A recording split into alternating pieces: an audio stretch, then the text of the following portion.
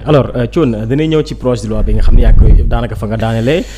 ndax keroog aussi président bu muy jàkkaarloog li nga xam ne nag moo di askan wi am na ay projet de loi yoo xam ne junj nañ ko bokk na ci projet de loi organique relatif à la cour constitutionnelle révision de la constitution projet de loi organique relatif au conseil supérieur de la magistrature les juges les textes des juges des libertés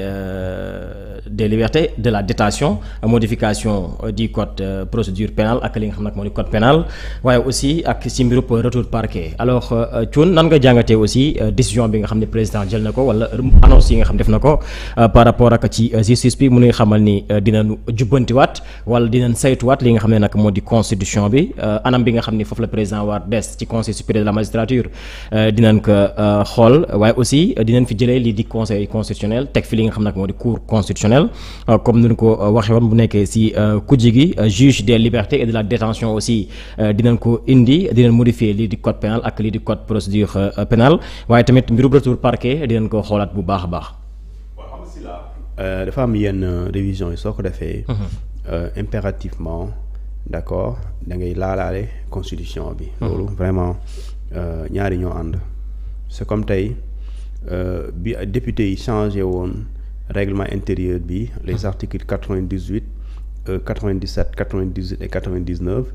yi doon wax déclaration de politique générale yi doon wax motion de censure yi doon wax également li ñuy tuddee vote de confiance soo ko dindee ci li nga xamante moom mooy dans ce qu'on appelle le règlement intérieur parce que nga ko modifier impérativement da ngay modifier waale lu ñu tuddee le comment on appelle ça encore la constitution fi muy waxee lu ñu tuddee la déclaration de politique générale que fu mu lay waxee dina def parce que pour mu def puisque da nga ko ne dina def waaye pour ni ñu koy defee dañ koy leeral ci règlement intérieur bi si ces articles là sont abrogés il faut procéder également à l'abrogation de ces articles là il peut prévoir dans la constitution c'est aussi simple que ça parce que dans ce qu'on appelle la partie institution de la république constitution bi dañ lay wax ñu ne la lii ak lii mooy mooy les institutions de la république waxee seetlu ñu limal la ko ñu ne le président de la république ñu limal la ñu ne la le gouvernement limal la des fois ñu ne la ak comment on appelle ça encore les cours et tribunaux et cetera mais dans ce cas bu dee da nga dindi par exemple institution nga ne collectivité aux collectivités des territoriales et cetera nekkatul institution da nga ko abroger loi bi nga supprimer ko nga dissoudre ko da ngay changer wàllu constitution pour nga rocc loolu loolu mooy mise à jour de la constitution et donc c'est aussi simple que ça et dans ce qu'on appelle la constitution nee nañ le conseil constitutionnel institution de la république la soo ko changer en cour constitutionnelle da ngay laalaale constitution pour dindi conseil bi def ko cour léegi nag cour bi en tant que tel le projet lan lay soppi c'est-à-dire est-ce que dañuy yem rek mu tudd conseil nekkatul conseil mu tudd cour yemul ci loolu mais dafay soppi lu bëri parce que tey il faut ñu xam le conseil constitutionnel du Sénégal dafa am lu ñu ko fu ñu ko tënk ba pare tënk ko ne ko yow yaay àtte ci lii waaye pour nga àtte ci loolu day fekk ñu tudd la c'est-à-dire que comme ti ñun si ñu ngi fii nii le boss di si laa yow yaay nekk lépp li fi jaaduwul lijjanti ko lépp li fi jaaduwul lijjanti ko fexeel ba lépp jaar yoon d'accord gars yi di ñëw heure wàcc heure émission yi du tardé et cetera ñu ne lijjanti ko ñu dafa tënk la ne di nga ko lijjanti bu fekkente ni nit moo la ne si laa lijjanti lii donte yaa ngi koy gis nga xam ne li jaaduwul mais doo ci wax tant que waxul ne si laa waxal ci loolu mooy conseil constitutionnel moom loolu lañ ko tënk et pare ñu ne conseil bi yow loo wax sax kenn du ko dindi maanaam amul recours c'est-à-dire que même bu dee da nga juum parce que Abdou Diouf moo indi loolu Abdou Diouf quand bu ñu koy def ne malheureusement ni ñu tëggee conseil constitutionnel daf ne même les erreurs du conseil constitutionnel s'imposent à nous te loolu mooy dëgg parce que conseil constitutionnel c'est des nit ay nit leen bu fekkente nee nañ les boo ko saisir pour avis su waxee loolu décision la nekkatul avis dëgg la mais c'est extrêmement grave parce que dañ ne président peut saisir le conseil constitutionnel pour avis mais un avis c'est pas une décision mais ñu ne la quand tu saisis le conseil pour avis bu lay tontu loolu décision la te bu décision bu mu amee elle s'impose à toi ba pare ñu ne à tous les pouvoirs publics à tous les pouvoirs politiques c'est-à-dire su waxee ne président lii la loolu mooy am jusqu'à preuve du contraire et ñu ne la les séquences parce que su ma jëlee l'article 92 moom mooy de la constitution. Et loolu ça c'est extrêmement grave. Et en ce niveau pour nga bañ a dindi loolu. pour loolu bañ a am il faut nga dindi conseil bi mu nekk dootul nekkati conseil dafay nekk cour. parce que cour bi su boobaa. di nga am possibilité de recours. mooy tey décision bi daanu na. avec le conseil ñu ne la mënoo def recours mais soo ko soppee mu doon cour mën nga def. recours bu fekkente ni ànduloo ci décision bi. ok par exemple loolu mooy la différence maintenant lu ñu tuddee la modification la révision du conseil constitutionnel. pour changer tur bi au-delà de changer tur bi da ngay changer waale lu ñu tuddee les contenus yokk ci leneen mais aussi dafay obligatoirement changer waale la constitution parce qu'il faudra enlever conseil pour remplacer ça par cour. parce que le conseil est une institution de la République. Maintenant loolu je pense que c'est évident léegi nag su fekkente ni aussi da nga changer le code de procédure pénale di nga laalaale li nga xam ne mooy constitution mais mën nga laalaale aussi le code pénal parce que aujourd'hui wax nañu retour de parquet retour de parquet existé wul ci code pénal Sénégal retour de parquet existé wul ci code de procédure pénale maanaam amul fay lire ci kayit ñu ne document bi officiel la ci réewum Sénégal nga gis fa retour de parquet existé wul amul mais même bu amul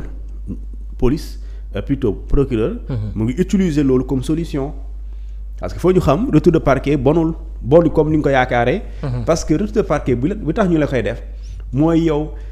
bu dee da nga bañ retour de parquet rek jàppal na yow tu risques même d'aller en prison parce que bu dee da ngay def retour de parquet mooy ki la war yóbbu kaso wala mu libéré la moom amagul jot wala amagul li war a tax mu def la mandat de dépôt donc retour de parquet solution la pour nga ba dem kaso pour l'instant parce que buñ la jàppee nga nekk garde à vue ñaari mbir moo am soit nga ñibbi sa kër wala nga dugg ci kaso bi te ki la war a yóbbu kaso kenn lay di procureur de la République léegi ce procureur là bu fekkee dafa jàpp mu am yeneen dossier mooy waral ngay va-et-vient léegi nag loolu prévoiruñ ko mais loolu solution la léegi nag puisque prévoiruñ ko mën na nekk solution tantôt mën nañ ci abuser des fois parce que moi j'ai vu des retours de parquet 8 fois bon mën nga ku ne mën na ci appréciation mën nga ne non ça c'est de l'abus non le nombre de surcharge mënu ko expliquer wala l'insuffisance de procureur mënu ko expliquer bon ça c'est des appréciations personnelles mais li ma la bëggee expliquer foofu maintenant avec li ñu tuddee la création du juge des libertés et de la détention JLD solution foofu la solution waaw solution parce que quand tu crées un juge des libertés et de la détention des libertés et de la détention et les libertés c'est quoi mooy waa ji lañ la indil policier bi jàpp na wala gendarme bi wala nee nga fa jàpp ko le procureur ñu ne ko yow yaay le maître de l'opportunité des poursuites l'opportunité des poursuites le procureur dañuy jël pouvoir am ama tu parles du pouvoir du président day jël tuuti jox ko Premier ministre. Ici aussi le procureur dinañ jël ay pouvoir jox ko juge des libertés et de la détention. maanaam léegi tëj ak tëjji du dépendre ci juge bi. su boobaa opportunité boobu. day dellu ci juge des libertés. parce que su boobaa juge des libertés. et de la détention moom mooy xool est-ce qu'il y a opportun d'envoyer telle personne en prison. léegi chargé yi nag si kan lay dépendre. chargé yi si kan lay dépendre. procureur mooy toppaate. procureur moom mooy toppaate celui qui poursuit. mais. li ñu naan c'est le maître de l'opportunité le maître de l'opportunité des poursuites da ngay dindi maître bi d'accord d'accord et pareil loolu su boobaa opportunité poursuite yi maanaam moom mooy poursuivre bu dee war nañoo poursuivre mais di moom mooy décider par exemple forcément bu dee da ngay dem ci kaso bi kii décider mooy le juge des libertés moom mooy xool kii nee nañ ko dafa jël lii def lee ñu saisir juge des libertés et de la détention ñu xool moom est-ce que lii nii vraiment jar na ñu dugal ci kaso bi. donte moo def est-ce que amul solution bi war a tax bu ñu teg ci table bi parce que yóbbu ko ci kaso bi mu tëdd fa. loolu vraiment coono la pas coono ci moom parce que boo ko bàyyee. dëkk bi di yëngu. du am trouble à l'ordre public soo ko bàyyee du rey kenn. waaye kenn du ko rey parce que loolu mooy tax ñu lay ba ñuy bàyyi nit. soo ko bàyyee du defaat li nga ko toof mais daa juum ci li mu def kooku est-ce que solution est-ce que doo ko utal nga door ko benn. contrôle judiciaire. Est-ce que doo ko dóor benn bracelet est-ce que doo ko dóor benn médiation pénale et cetera yooyu maintenant c'est le juge des libertés mooy apprécier sur loolu su boobaa lii di mandat de dépôt systématique. da nga ko naan adieu nga loolu nga naan adieu loolu. léegi nag loolu mooy solution bi et su boobaa loolu dafa dina régler waale les longues détentions provisoires et préventives dina régler waale aussi li ñu tuddee d'accord koo jàpp rek. procureur bëgg la yóbbu ci kaso bi. kooku moom dina ñëw nekk sa diggante rempart lay nekk diggante prison ak parquet. ok mooy nekk intermédiaire et loolu dafa am solo. très bien et léegi nag loolu su amee su boobaa je pense xamoon ndax Sénégalais yi bëgguma ñu abuser ci loolu. Réew mi kii procureur bu la toofee rek nga ne ko man kii moo may décider ndax damay tëdd loolu mu tëdd. mais loolu bon c'est ça défini par de manière très précise mais façon. loolu mooy njëriñu li nga xamante ni moom mooy. Juge des libertés et de la détention. Donc mandat de dépôt systématique mën na fi jóge. retour de parquet yi aussi mën na wàññeeku. aussi doole procureur dañ koy wàññi. jox yenn prérogative kii di juge des libertés et de la détention et ça également. dafay aller dans le sens de renforcer l'état de droit mais aussi renforcer également lu ñu tuddee les libertés démocratiques. mais individuelle et collective citoyenne dans ce qu'on appelle d'une démocratie comme sunu bos. exactement alors moment yi ñu ci bëri ñu ngi ñaawlu lenteur bi nga xam ne am na ci justice bi par rapport ak la reddition des comptes ñu ci bëri jàpp ni loolee moom pour l'instant war nañ ko baral bu baax a baax keroog sax le ministre de la justice bi mu demee fële ci assemblée nationale bëri na député